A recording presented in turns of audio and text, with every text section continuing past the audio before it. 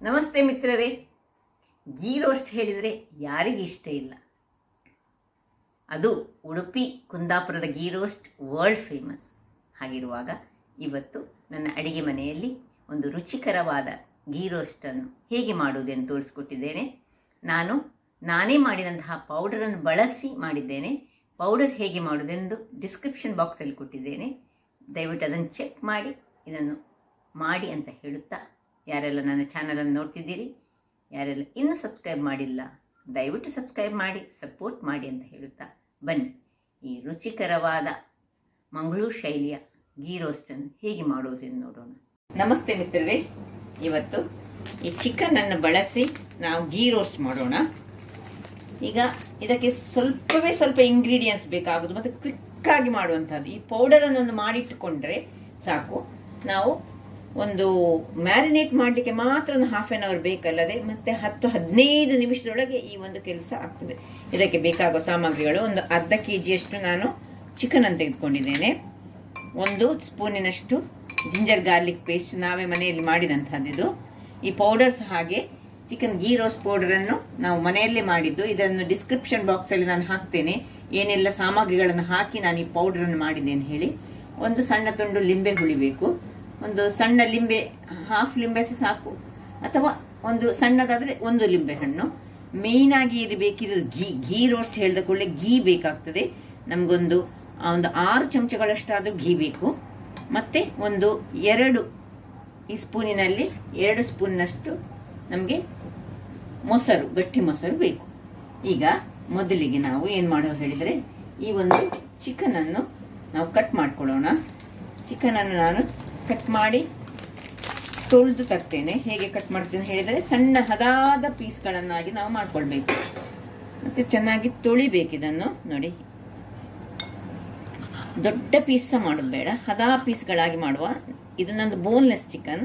ನೀವು ಬೇಕಿದ್ರೆ ಬೋನ್ ಇದ್ದ ಚಿಕನ್ ನಲ್ಲಿ ಮಾಡಿದ್ರೆ ಬಹಳ ಚೆನ್ನಾಗಿ ಬರ್ತದೆ. ನೋಡಿ, ಇಷ್ಟಿಷ್ಟು ದೊಡ್ಡದಾಗಿ ಪೀಸನ್ನು ಮಾಡಿ ನಾನೀಗ ಎಲ್ಲವನ್ನು ಸಹ ಕಟ್ ಮಾಡಿ ನಿಮಗೆ ತೋರಿಸ್ಕೊಡ್ತೇನೆ. ಮತ್ತೆ ತೊಳೆದು ಒಂದು ಇದರಲ್ಲಿ ಹಾಕಿಟ್ಕೊಳ್ತೇನೆ. ಇಲ್ಲಿ ನೋಡಿ, ಎಲ್ಲ ಪೀಸಸ್ಗಳನ್ನು ಕಟ್ ಮಾಡಿ ಆಯ್ತು. ಈಗ ಇಲ್ಲಿ ಇದಕ್ಕೆ ಮೊದಲಿಗೆ ನಾವು ಸ್ವಲ್ಪ ಉಪ್ಪನ್ನು ಸೇರಿಸ್ಕೊಳ್ಳೋಣ. ಸ್ವಲ್ಪ ಸಾಧಾರಣ, ತುಂಬಾ ಹಾಕೊಳ್ಳೋದು ಬೇಡ. ಸ್ವಲ್ಪ ಉಪ್ಪು ಹಾಕೊಂಡು ಇಲ್ಲಿಂದ 2 ಚಮಚಗಳಷ್ಟು ನಾನು ಈ ಮೊಸರನ್ನು ಇದಕ್ಕೆ ಹಾಕೊಳ್ತಿದ್ದೇನೆ. ಇನ್ನು 1 ಚಮಚದಷ್ಟು ಜಿಂಜರ್ ಗಾರ್ಲಿಕ್ ಪೇಸ್ಟ್ ಅನ್ನು ಹಾಕೊಳ್ತಿದ್ದೇನೆ. ಇನ್ನು ಇದನ್ನು ಚೆನ್ನಾಗಿ ಒಂದು ಇದರಲ್ಲಿ ಮಿಕ್ಸ್ ಮಾಡ್ಕೊಳ್ಳೋಣ.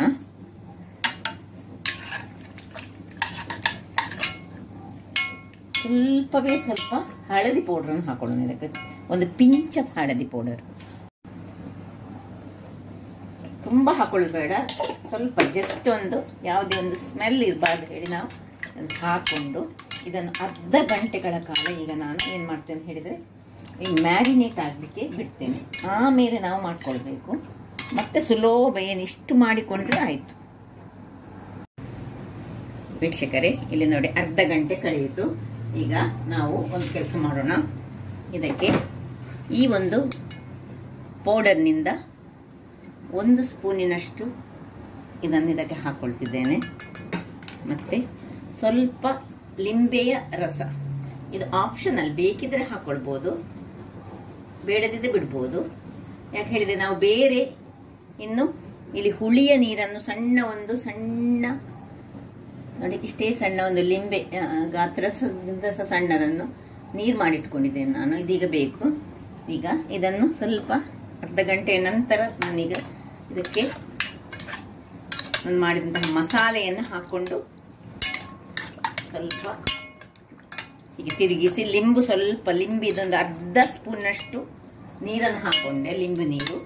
ಈಗ ಇದನ್ನು ಅದು ಇಲ್ಲಿ ಹೀಗೆ ಇರುವಾಗ ಇಲ್ಲಿ ಈ ಹುಳಿಯ ನೀರು ಇದನ್ನೀಗ ಸ್ವಲ್ಪ ಸ್ಕ್ವೀಸ್ ಮಾಡ್ಕೊಂಡಿದ್ದೇನೆ. ಸ್ಕ್ವೀಸ್ ಮಾಡಿ ಈ ಒಂದು ಪೌಡರ್ 3 ಚಮಚಗಳಷ್ಟು ಪೌಡರ್ ತೆಗೆದುಕೊಂಡಿದ್ದೇನೆ, ಅದಕ್ಕೆ ಹಾಕೊಳ್ತಿದ್ದೇನೆ. ಹಾಕೊಂಡು ಅದನ್ನು ಚೆನ್ನಾಗಿ ತಿರುಗಿಸ್ಕೊಳ್ಳೋಣ. ಸರಿ ಪೇಸ್ಟ್ ಆಗಬೇಕಿದು.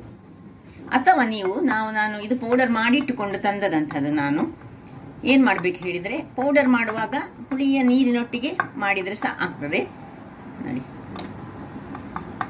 ಅಥವಾ ನೀವು ಹೊರಗಿನಿಂದ ಪೌಡರ್ ತಂದು ಮಾಡಿದ್ರೆ ಸಹ ಆಗ್ತದೆ. ನಿಮಗೆ ಹೇಗೆ ಪೌಡರ್ ಮಾಡೋದು ಹೇಳಿ ಡಿಸ್ಕ್ರಿಪ್ಷನ್ ಬಾಕ್ಸಲ್ಲಿ ಕೊಟ್ಟಿದ್ದೇನೆ, ಅದರ ಪ್ರಕಾರ ಮಾಡಿದರೆ ಆಯಿತು. ನನಗೆ ಇಲ್ಲಿ ಸ್ವಲ್ಪ ವ್ಯವಸ್ಥೆ ಕಡಿಮೆ ಉಂಟು, ಅದರಿಂದಾಗಿ ನಾನೇನು ಮಾಡಿದ್ದೇನೆ, ಎಲ್ಲ ಸಾಧಾರಣ ಮ್ಯಾಂಗ್ಳೂರಿನಲ್ಲೇ ಪೌಡರ್ ಮಾಡಿ ಇಟ್ಟುಕೊಂಡು ತಂದಿದ್ದೇನೆ. ಈ ಪೌಡರ್ ಮಾಡಲಿಕ್ಕೆ ತುಂಬ ಸುಲಭ, ಏನು ದೊಡ್ಡ ವಿಷಯ ಅಲ್ಲ. ಸ್ವಲ್ಪ ಇದಕ್ಕೆ ಬೇಕಾಗಿರುವುದು ಘೀ ಮಾತ್ರ. ಘೀಯ ಒಂದು ವಿಷಯದಲ್ಲಿ ನಾವು ಭಾರಿ ಜಾಗ್ರತೆ ಮಾಡಬೇಕು. ಘೀ ಬೇಕು ನಮಗೆ ಇದಕ್ಕೆ ನೋಡಿ. ಹೀಗೆ ಪೌಡರ್ ಮಾಡಿ ಇಟ್ಕೊಳ್ಳೋಣ. ಇನ್ನೀಗ ನಾವೇನು ಮಾಡಿ ಹೇಳಿದ್ರೆ, ನಮ್ಗೆ ಇನ್ನೊಂದು ಅರ್ಧ ಚಮಚದಷ್ಟು ಅಥವಾ 1 ಚಮಚದಷ್ಟು ಬೆಲ್ಲ ಬೇಕಾಗ್ತದೆ. ಈ ಒಂದು ಗೀ ರೋಸ್ಟ್ನ ವಿಶೇಷತೆ ಹೇಳಿದರೆ ಬೆಲ್ಲ ನಾವು ಅರ್ಧ ಚಮಚ ಹಾಕೊಳ್ಳೇಬೇಕು, ಅದು ಅಗತ್ಯ ಉಂಟು. ಈಗ ಇಲ್ಲಿ ಒಂದು ಪಾತ್ರೆಯನ್ನು ಇಟ್ಟುಕೊಂಡು ಗ್ಯಾಸ್ ಅನ್ನು ಆನ್ ಮಾಡ್ಕೊಳ್ತಿದ್ದೇನೆ. ಇದು ಸ್ವಲ್ಪ ಬಿಸಿ ಆಗಲಿ. ಇಲ್ಲಿ ಪಾತ್ರೆ ಬಿಸಿ ಆಯ್ತು ನೋಡಿ. ಇಲ್ಲಿ ಈಗ ಗೀ ರೋಸ್ಟ್ ಹೇಳಿದ ಮೇಲೆ ನಮಗೆ ಆದಷ್ಟು ಗೀ ಬೇಕು. ಈಗ ನಾನು ಈ ಸಣ್ಣ ಚಮಚದಲ್ಲಿ 3 ಟೀ ಸ್ಪೂನ್ನಷ್ಟು ಸುರಿಗೆ ಗೀಯನ್ನು ಹಾಕೊಳ್ತಿದ್ದೇನೆ. ಇನ್ನು ಅದನ್ನು ಗೀ ಬಿಸಿ ಆಗುವಾಗ ಇದನ್ನು ಹೀಗೆ ತೆಗೆದು ಇದನ್ನು ಹಾಕೊಳ್ಳೋಣ.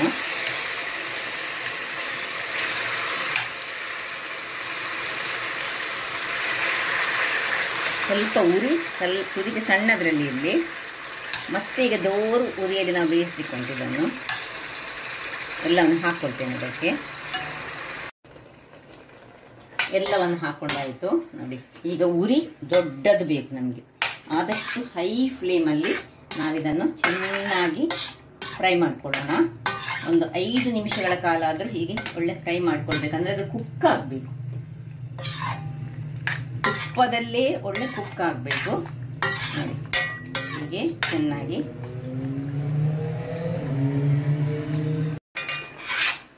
ವೀಕ್ಷಕರೇ ನೋಡಿ, ಹೈ ಫ್ಲೇಮಲ್ಲಿ ಆದಷ್ಟು ಇದರಲ್ಲಿ ರೋಸ್ಟ್ ಆಗಬೇಕು ಚೆನ್ನಾಗಿ.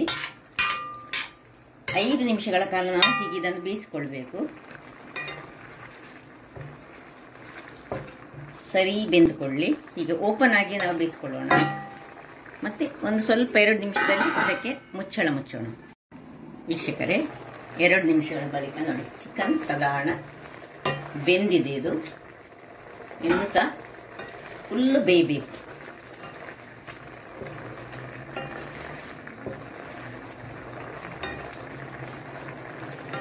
ಹೀಗೆ ಸ್ವಲ್ಪ ಅದರ ಸ್ಟಾಕ್ ಇರ್ತದಲ್ಲ, ಇದರದ್ದು ರಸ ಅದು ಆರ್ಲಿಕ್ಕೆ ನಾವು ಬಿಡಬೇಕು. ಓಪನ್ ಇಟ್ಟುಕೊಂಡು ಅದರಲ್ಲೇ ಅದು ಆರಿಕೊಳ್ಳಿ. ಇಲ್ಲಿ ಬೇಕಿದ್ರೆ ನಿಮಗೆ 1 ಚಮಚದಷ್ಟು ಪೌಡರನ್ನು ಹಾಕೊಳ್ಬಹುದು. ಸ್ವಲ್ಪ ಖಾರ ಹೆಚ್ಚು ಬೇಕಿದ್ದವರಿಗೆ. ಖಾರ ಹೆಚ್ಚು ಮಾಡುವಂಥದ್ದಲ್ಲ, ಬ್ಯಾಡಿಗೆ ಮೆಣಸಿನಿಂದ ಮಾಡೋದ್ರಿಂದ ಹಾಗೆ ಕಲರ್ ಮಾತ್ರ ಇದದು ತುಂಬ ರೆಡ್ ಆಗಿ ಬರುವಂಥದ್ದು. ಇದು ಘೀಯ ಫ್ಲೇವರ್ ಅನ್ನು ಕೊಡುವಂಥದ್ದು. ವೀಕ್ಷಕರೇ ನೋಡಿ, ಇಲ್ಲೀಗ ಚಿಕನ್ ಎಲ್ಲ ಬೆಂದಿದೆ. ಉರಿ ಮಾತ್ರ ಸ್ವಲ್ಪ ದೊಡ್ಡದಲ್ಲೇ ಇಟ್ಟುಕೊಂಡು ನಾವೀಗ ನೋಡಿ ಇದನ್ನೆಲ್ಲ ಹೊರಗೆ ತೆಗೆದುಕೊಳ್ಳೋಣ. ಇದನ್ನು ಈ ಪಾತ್ರೆಗೆ, ಯಾವ ಪಾತ್ರೆಯಲ್ಲಿ ನಾವು ಮ್ಯಾರಿನೇಟ್ ಮಾಡಿರ್ತೇವೆ ಅದರಲ್ಲೇ ಹಾಕೊಳ್ಳೋಣ.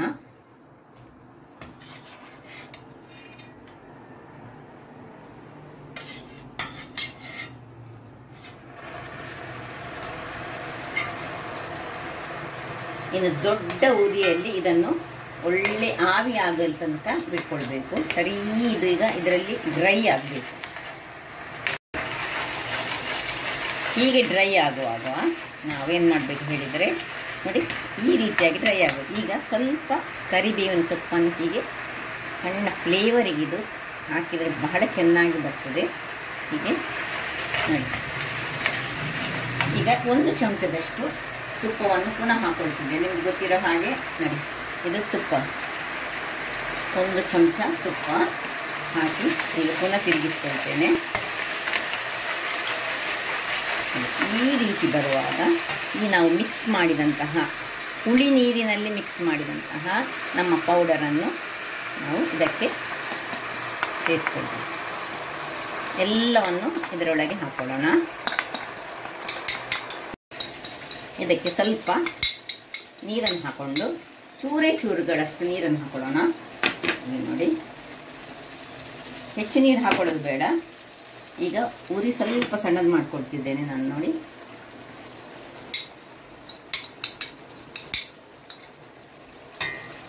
ಹೀಗೆ ಒಳ್ಳೆ ತಿರುಗಿಸ್ಕೊಳ್ಳೋಣ. ಪೂರಿ ಸ್ವಲ್ಪ ಸಣ್ಣದು ಮಾಡಿಕೊಳ್ಳಿ.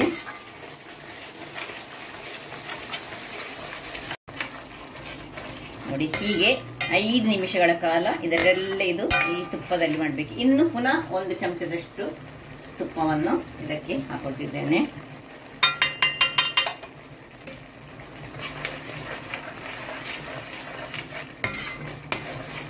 ನೋಡಿ, ಕಲರ್ ಹೇಗೆ ಬಂತು ನೋಡಿ. ನಾವೇ ಮಾಡಿದ ಪೌಡರ್ ಆದ್ರೆ ಸಹ ಬಹಳ ಚೆನ್ನಾಗಿ ಬರ್ತದೆ. ಅಥವಾ ಈಗ ಹೊರಗಿನ ಪೌಡರ್ ಅನ್ನು ಸಹ ತಂದು ಯೂಸ್ ಮಾಡಬಹುದು, ಅದು ಸಹ ಚೆನ್ನಾಗಿ ಬರ್ತದೆ. ನಮ್ಮ ಮ್ಯಾಂಗ್ಳೂರ್ನಲ್ಲಿ ಐಡಿಯಲ್ಸ್ನವ್ರು ಮಾಡ್ತಾರೆ, ಅವತ್ತು ಸಹ ಮಾಡಿ ನೋಡಿದ್ದೇನೆ ನಾನು. ವೀಕ್ಷಕರೇ ನೋಡಿ ಹೇಗೆ ಬಂತು ನೋಡಿ. ಇಷ್ಟ ಆಗುವಾಗ ಇಲ್ಲಿ ನಾವು ಏನು ಮಾಡಿಟ್ಕೊಂಡಿದ್ದೇವೆ ನೋಡಿ, ಇದನ್ನೀಗ ಇದಕ್ಕೆ ಟ್ರಾನ್ಸ್ಫರ್ ಮಾಡಿಕೊಳ್ಳೋಣ ಸ್ಲೋಲಿ.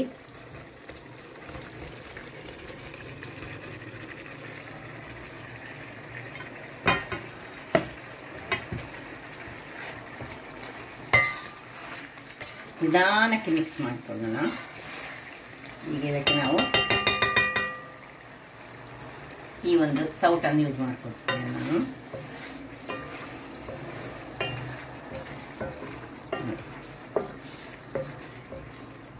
ಇನ್ನು ಸಣ್ಣ ಉರಿ ಮಾಡಬೇಕು. ಇನ್ನೊಂದು ಚಮಚದಷ್ಟು ತುಪ್ಪವನ್ನೀಗ ನಾನು ಹಾಕೊಳ್ತೇನೆ ಇದಕ್ಕೆ.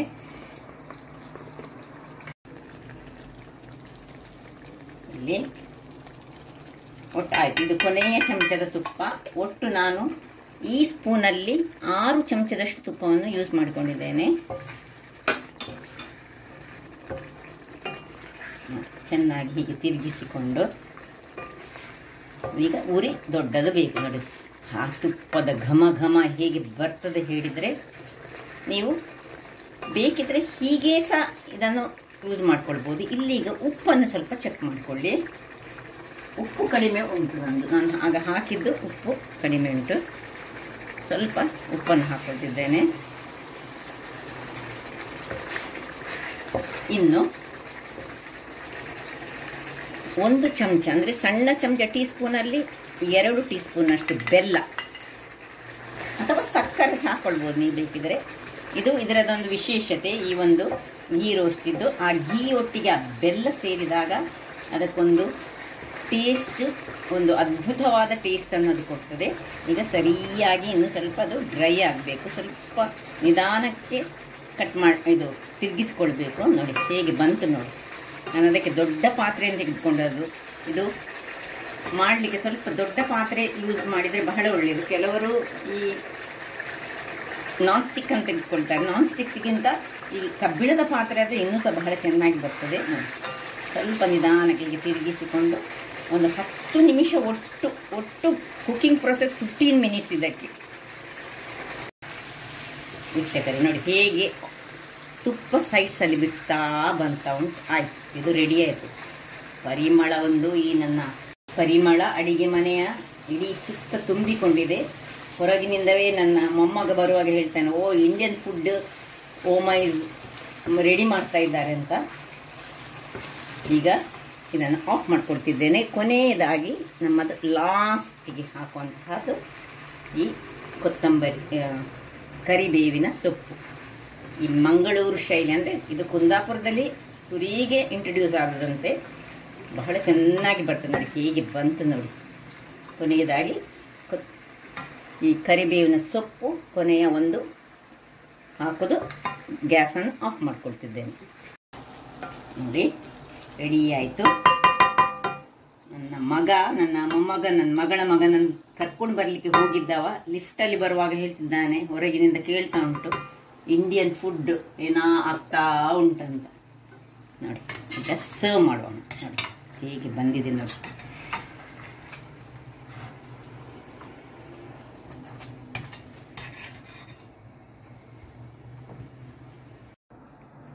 ಓಕೆ, ಘಮ ಘಮಿಸುವಂತಹ ಮಂಗಳೂರು ಶೈಲಿಯ ಚಿಕನ್ ಗೀ ರೋಸ್ಟ್ ರೆಡಿಯಾಗಿದೆ. ಬಹಳ ಟೇಸ್ಟಿ ಆಗಿದೆ ಅಂತ ಕಾಣ್ತದೆ. ಸ್ವಲ್ಪ ನಾನು ಉಪ್ಪು ನೋಡುವಾಗಲೇ ಗೊತ್ತಾಯಿತು. ಹಾಗಾದರೆ ನನ್ನ ಈ ಕುಕಿಂಗ್ ಚಾನಲ್ ನಿಮಗೆ ಇಷ್ಟ ಆದರೆ ಬೋಳು ಸುವರ್ಣ ಚಾನಲನ್ನು ಲೈಕ್ ಮಾಡಿ, ಶೇರ್ ಮಾಡಿ ಹಾಗೂ ಸಬ್ಸ್ಕ್ರೈಬ್ ಮಾಡಿ ಹಾಗೂ ನನ್ನ ಇನ್ಸ್ಟಾಗ್ರಾಮ್ ಪೇಜನ್ನು ಫಾಲೋ ಮಾಡಿ. ಧನ್ಯವಾದಗಳು.